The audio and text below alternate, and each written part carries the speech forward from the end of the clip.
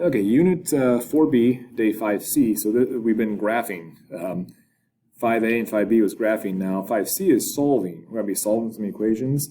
So our learning target, I can solve equations where I'm given the trig ratio, and I can solve for the possible angles without a calculator.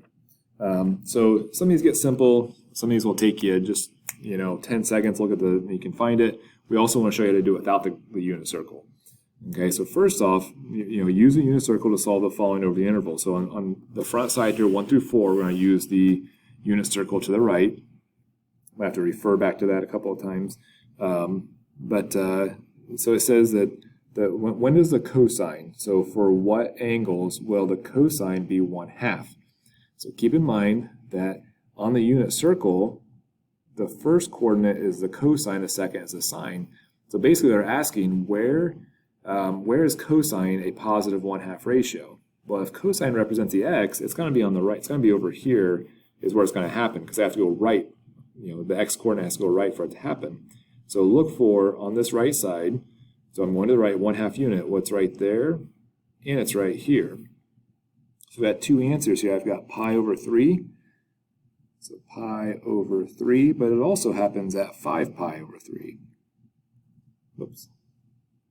Okay. Now, if you absolutely did not have the unit circle, so let's throw that off, and I'll take it out of the way and say we have to do it ourselves. If they tell me that the cosine ratio is 1/2, you could think that it has to be on the right side. So I'm going over a 1/2 unit and going up, and I'm going over a 1/2 unit going down. These are the two angles where it could happen. It's just my cosine ratio of if it's 1/2, that it's adjacent over hypotenuse. This is 1. This is 1. Well, what kind of circles have a 1 to 1/2 ratio of the hypotenuse to the short side? That'd be a 30, 60, 90. So this must be 60 degrees, and this would be a negative 60 degrees. And 60 degrees is the same thing as pi over 3, and then going down 60 degrees is 5 pi over 3. So that's kind of how you could do it without the unit circle if it wasn't there for you. Okay, next one, sine. Okay, sine is like the y-coordinate. So if it says the sine ratio is negative, it means I have to go down to get there. So look at just the bottom half of this. Where is the second coordinate? The second coordinate is negative 1/2. So right here at 7 pi over 6. And then over here, the y-coordinates would be 11 pi over 6. Okay. Again, if I didn't have a unit circle, knowing that the sine being the y-coordinate means I have to go down. So I have to go down to a negative 1/2, and I can go this way, or I can go this way. So this is negative 1/2, or this is negative 1/2. And then if this is a negative 1/2, the hypotenuse needs to be 1, because it's a unit circle. So what kind of triangles have a short side of 1/2, and then the hypotenuse is doubled? Those are 30, 60, 90 triangles, but this would be 30 degrees in here instead, because this is the 60 degree here. So 30 degrees, well, 30 degrees past 180 would be 210, or you can convert that and say a pi plus a 6th pi would be 7/6 pi, and then you want to be 1/6 pi short of 2 pi, that'd be 11 pi over 6. So that's kind of how you do it without the unit circle. Okay, tangent. Tangent ratio is 1. So if the tangent ratio is 1, remember tangent equals sine over cosine. And if the ratio is 1, that means they're the same. So I'm going to look on the unit circle, look for where they're the same. Now, in order for them to be a positive 1, that means they have to have the same sign. So I'm either going up and to the right, or I'm going down to the left. So look in these two regions over here. Where are they the same? Right here they're the same at 5 pi over 4, and here the same at pi over 4. So pi over 4 and 5 pi over 4, they have the exact same ratio, so when I divide them, they would equal 1. Okay. Secant. So the secant, if you remember, secant is 1 over cosine. So let's see here. So I'm looking for where, so this would be 1 over radical to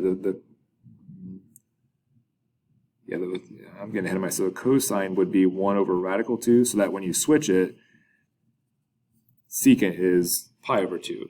Well, if I rationalize this sum, it'd be radical 2 over 2. So I'm looking for where's the cosine, radical 2 over 2. Notice the interval here is from 0 to pi over 2, so I'm only looking in the first quadrant. So in the first quadrant, where's the first coordinate, pi over 2? So first quadrant, first coordinate's pi over 2 at pi over 4. Whoops, pi over 4. So that's your only answer there. Okay. Now let's, the backside, I'm just going to not use the unit circle. So now that you know how to use it, you can use it if you need to, but let's try without. Let's try no help from the unit circle. We don't know what the answers are. But something like this, if we need to solve for theta, well, first off, let's get sine theta by itself, because everything on the front side, I had sine theta by itself. So it means I'm going to subtract 6 and then divide by 2. So sine theta is 1/2, and I'm any part of the unit circle. So think, okay, sine is the x coordinate. I'm sorry, sine is the y coordinate, so I have to go up 1/2. So I'm either going over and up 1/2, or I'm going left and up. So I went right or left. So there's two possible answers here. This is a 1. So what kind of triangles have short side is half as big as hypotenuse? Those are 30, 60, 90 triangles, where this is 30 degrees and this is 30 degrees. So first off, this angle would be pi over 6, because that's 30 degrees. But over here, I want to be 30 degrees short of half a circle. So that'd be pi, take away a 1/6. So it'd be 5 pi over 6. Yeah, so that'd be your answers. If you ever want to check yourself, you type in the calculator sine of pi over 6, and you'll get 1/2. Or you can plug it up here, take 2 times the sine of pi over 6 plus 6, you'll get 7. And then plug in 5 pi over 6 and get the same, get the same answer. This guy, I've got 2 cosine squared equals 3. Well, first divide by 2. And then square root. So I've got cosine theta equals plus or minus, because anytime you square root, you got plus or minus. And this would be, if we do simplify that, that'd be radical 3 over radical 2, which would be, if I rationalize it, radical 6 over 2. And something to keep in mind, you're thinking, I've never seen that ratio before. I've never seen that in the unit circle. Well, here's another thing. Cosine of theta, the graph ever balanced between -1 and 1. So this answer has to be between -1 and 1. Well, square root of 6 is 2 point something, because the square root of 4 is 2. So this would be 2 point something, or rather, I mean, I could put it in the calculator and see exactly what it is, but I'm trying to do things without a calculator. 2.4 divided by 2, that's more than 1. That's 1.2247. That's outside of our range. So that's not, it's not possible. So theta doesn't exist. There's no solution.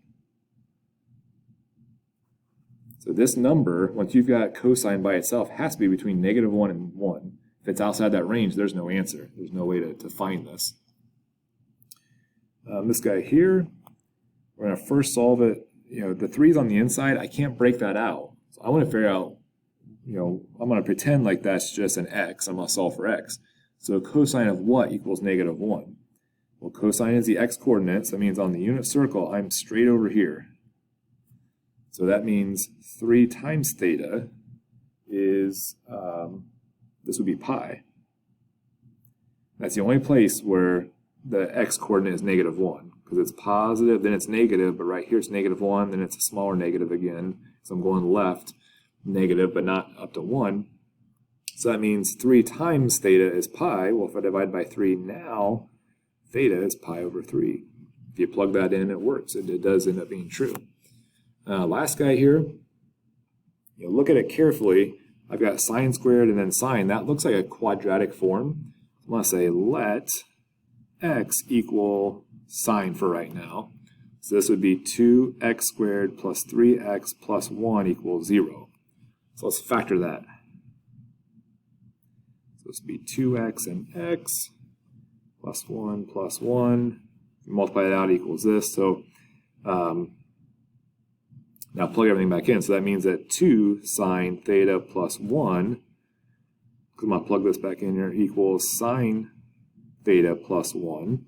Well, if their product is 0, that means they both equal 0. So 2 sine theta plus 1 equals 0, or sine theta plus 1 equals 0. So subtract 1.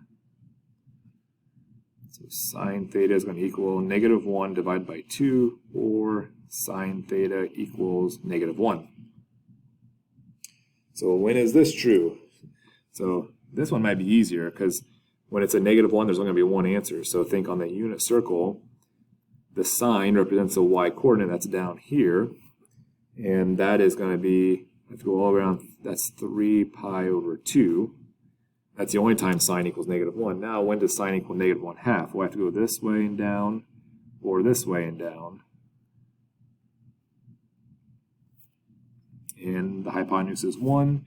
So what kind of triangles have the shortest side is half of the longest side? That's a 30, 60, 90. That means these are 60, that's 30, 30. So I'm going to go 30 degrees short of a full circle, so it'd be 2 pi minus pi over 6. So that'd be 11 pi over 6. Then over here, I'm 30 degrees past half of the turn, so it'd be pi plus a sixth, so it'd be 7 pi over 6. So these are the three answers that would make that original equation true.